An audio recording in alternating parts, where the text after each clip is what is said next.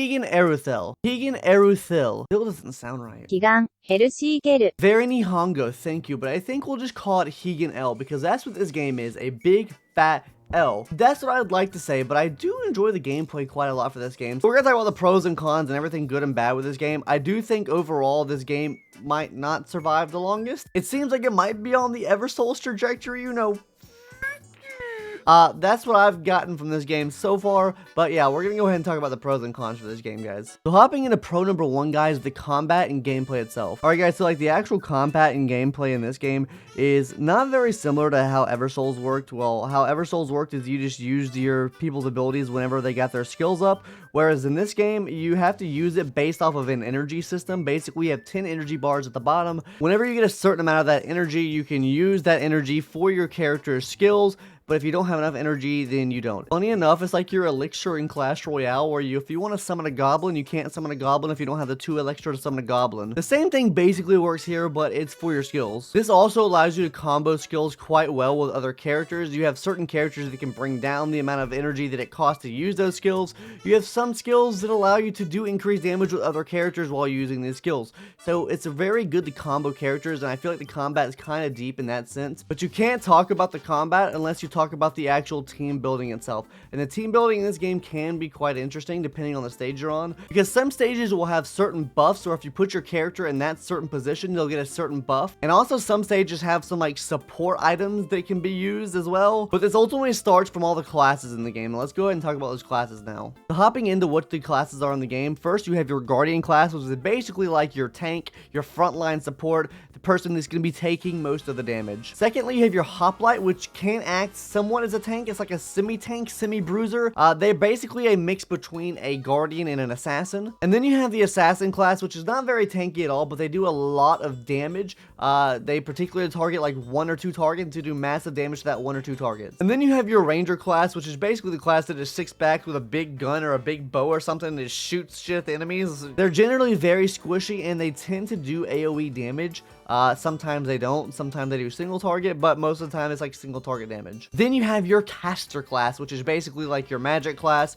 These caster class characters can be used to either debuff the enemies a lot, also deal big damage, AoE, kind of similar to the ranger, but they use magic damage usually instead of physical damage. And finally, you have your Arduix, which basically what the Arduix does is basically your healer slash buffer, or whatever you want to call it. That's the basic premise of this. And these are the basic characters used for team building in this game, so you can't expect to run into matches and use all just rangers and just beat it, because the rangers and everyone else is pretty squishy. So if you're not using like a hoplite in the front, or if you're not using a tank class in the front. So for example, hearing around in my community, I never had issues with it, but in chapter 2 apparently there's a big power scale.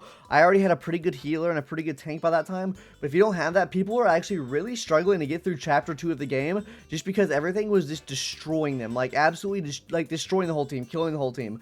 Same thing can be said for chapter 3 as well. There are very big power spikes in this game as far as how this game works, so if you're not building the correct team, you're gonna suffer quite a bit, and I do enjoy that. I do enjoy when a gacha game or a game in general is just challenging. Let's go ahead and talk about pro number 2 now, which is character variety. One thing I really liked about the character system in this game is you have your active skill, which can be changed at a certain level, which is really nice. So if you need something else to bring to the table with that character, you can use that. This basically makes it like you have 2 characters instead of 1 character. And on top of that, guys, if you can awaken your characters more by getting dupes of these characters, you can actually change their passive abilities with the awakening. Alright guys, so as an example here, we're going to be using Nuno, which, as you can see, has 2 skills. The first skill does area healing, which heals multiple allies at the same time, and also what this does is increases the healing that it does to all these allies. And then of course you have their second skill, which you can choose to use if you want, which does a single heal and also gives that target a shield as well.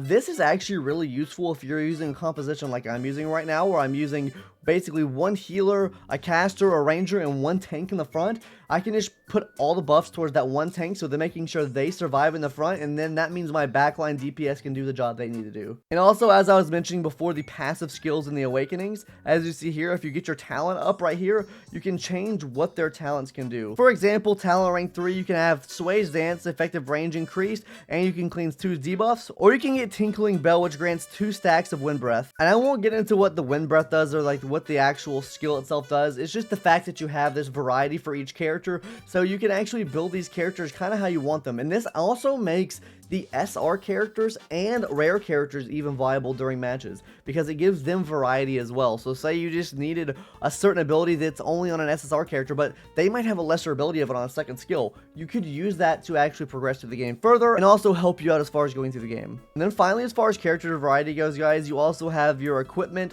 or your stigmatas, if you want to go by Honkai terms.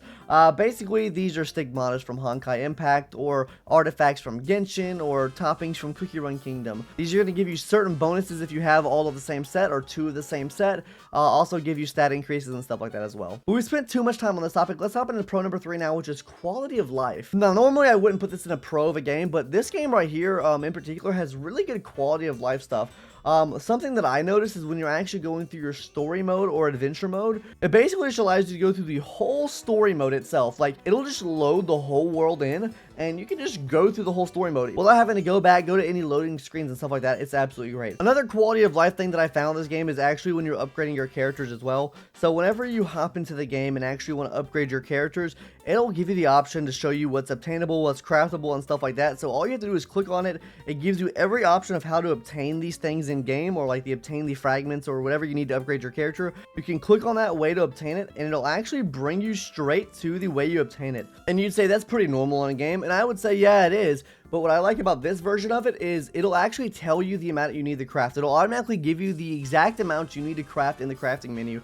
So if you're like me and have short-term memory loss, then this will be great for you, because you won't have to keep going back and forth trying to figure out how much you need to craft for this certain character to level it up. And finally, another big quality of life thing is actually the auto battling, or the offline battle, whichever you want to call it itself. It is really good. What I really like about this is you can go through and choose whatever item you want or need per se, put it in the auto battle queue, and basically it'll go through a certain amount of stages on the one you want, and it'll go through a certain amount of stages on the other one you want. So say you're going through the game and you need some animo stones to upgrade a character, and you also need some ancient fragments level of that character. Well, that's good. So you can put both of those in here, choose how many times you want to run the event, so you know how much you're getting of each of these resources, and then just let it go auto battle. Just let it auto battle for you, and you have all those resources already. So I like the fact that it lets you choose what resource you need, and then just go from there. Also, this is accessible from your character's screen as well, or your character upgrade screen as well. So you can just click auto battle within there, and it'll automatically bring you to this screen with the items selected that you need, with the amount of runs that you need to actually run this. But that's kind of where the pros end for me in this con start beginning, starting off with quality of life. I feel like the quality of life, even though it's really, really good in this game, I feel like it's a bit inconsistent. So you can actually go into a match when you're in your formation screen and choose what skill you want from that character, but if you want to, like, say, level up the character if you're early game, you can't really go back and do that. You have to back out all the way, go through all the loading screens to get back to your character, level them up, change equipment and stuff like that from there, versus being able to do it in game as far as changing skills too, because it lets you change skills in game, but it won't let you change equipment or level up characters, which, I mean, leveling up characters is kind of like just a small gripe for me, because I'm lower level in the game right now, or I'm still leveling up my characters when I get XP. But I mean, come on, changing equipment might be nice too. And also what I was talking about earlier, the automatic stage progression, that only seems to work in the story. Any other game mode, it doesn't work that much. You have to go back out and go back in for each and every stage, especially like the event tower right now that they're running. You have to go out and back in every single time you want to run a stage, and that is, that's really annoying. But hopping into real con number 1 now, this game is not very free-to-play friendly, and let me tell you why. You have to actually do gacha summons for these artifact stigmata things, equipment for your characters, which is not very good. I don't like that you have to do gacha for your equipment and stuff like that. That's kind of K-Conocopium. Yeah, this game overall just not very free-to-play friendly from what I've seen. Like I said, the rates aren't high. You have to have 2 separate gachas for everything you need for your character, and it can be quite cumbersome, especially if you're pulling a lot of dupes for these characters instead of pulling the 5 stars that you want. I wonder who knows that experience. But that's all I really have to say about that. If you played the game, you'll know for yourself how unfree-to-play friendly it is. Unless you have really good gacha luck, then you probably think you're on top of the world right now. But let's go ahead and hop into con number 2 now. Bro, the stamina and EXP system in this game is abysmal, dude. This shit is not it. They basically level cap you because you can only get a certain amount of account XP per day. So if you don't have a certain amount of account XP, you can't go on through the story. I know day 1 for you guys, if you haven't played the game yet, you can only get to about the end of chapter 2 before you're basically locked out until the next day and you're able to get more XP. Also, on top of this, stamina goes really, really, really quick. Like, it actually goes so quick, so it's gonna make you basically use your gems, which stamina is actually really expensive to buy with your gems for the amount that you actually get. Hey, yo, don't even get me started on that topic. But yeah, going through and stamina in this game is a real big problem that I've seen already. And I don't like the stamina system in this game. I think they need to either give you a faster recharge rate on stamina or a bigger stamina bar, something like that. This is not it. Honestly, to me, this feels like the resin system in Genshin, where you just run out of resin so quick after doing events. And my final con with this game is I think this game actually has an identity crisis. Like, half the time it feels like a normal gacha game where you have like your strategic combat and stuff like that. But whenever you beat the story, it just turns into an AFK grind fest. So if you guys don't like AFK games, then you might not like this after you beat like the story, because it's just a grind fest. It's like 40-50 stages you're having to go through to get to the next world to get more story unlocked, or to get more events unlocked and stuff like that. The best way I can put it is kind of like Eversouls in a way, where you have all those stages you have to beat through and go through and stuff like that, except in this you have an actual storyline before that, then you have to go through and do your AFK grinding. And as far as content and other stuff in the game goes, a lot of it just seems very like AFK type content, where you have a tower to climb up all 100 stages of the tower, or you have a labyrinth to go through. Ooh, collect buffs and go through the labyrinth, which is basically a tower just in a 2D format, I guess. And then you have rhythm games too. Yeah, I don't know. It seems to me like, honestly, I'm gonna be honest with you guys, I don't know how long this game's gonna make it as far as content goes. I'm kind of scared that the content in this game is gonna die off really quick, and I would hate to see that, but I do feel like that's what's gonna happen in this game, just because of the fact we saw it in Eversouls, and you see it in a lot of AFK games. They can't integrate new and refreshing content fast enough. It's always the same thing over and over again, and people get bored of that, and people will drop the game. So I think that's probably what's going to happen, is a lot of people are going to drop this game after the next couple weeks, just because the content is pretty repetitive. Though I do like the combat and gameplay itself, that will get pretty tiring after, you know, doing that every single day with no change. Anyways, guys, that's all I really have to say about Higan L. Tell me what your thoughts on this game are in the comments below. Make sure to subscribe as well. I plan on doing more gacha content like this. I'm trying to do a longer form video for this one, because I know I was doing the Sussy gacha where I did 3 gachas, but I think it might be better for me just to do one gacha game where I can expand on my full thoughts on one gacha game versus trying to divide my attention between 3 different gacha games in a 10-minute video.